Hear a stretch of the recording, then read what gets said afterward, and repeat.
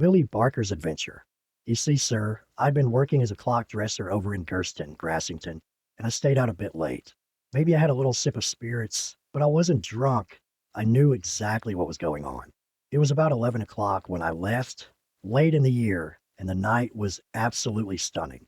The moon was shining bright, and I'd never seen Keelstone fell so clearly in my life.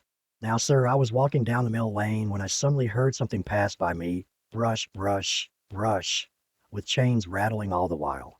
But I couldn't see a thing. I thought to myself, well, now, this is a mighty strange thing.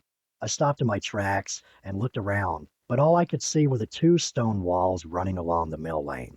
Then I heard again, brush, brush, brush with the chains. You see, sir, when I stopped, it stopped too. And then I thought, this must be a Bargist, that ghostly creature folks always talk about. So I hurried toward the wooden bridge, because they say a Bargist can't cross running water. But, Lord, sir, when I got over the bridge, I heard it again. Either it had crossed the water, or it had gone all the way around to the springhead, nearly 30 miles away. That's when I found my courage. Before, I'd been a bit frightened, but now I thought I'll turn back and get a proper look at this thing. So I headed up Great Bank toward Linton, hearing that brush, brush, brush, and the rattling chains all the way, but still I saw nothing. Then all of a sudden it stopped. I turned back toward home, but just as I reached the door, I heard again, brush, brush, brush, moving toward Holland House. I followed it, and the moon was shining so brightly that I finally saw it. A tail. I thought, well, old thing, I could say I've seen you now and made my way home.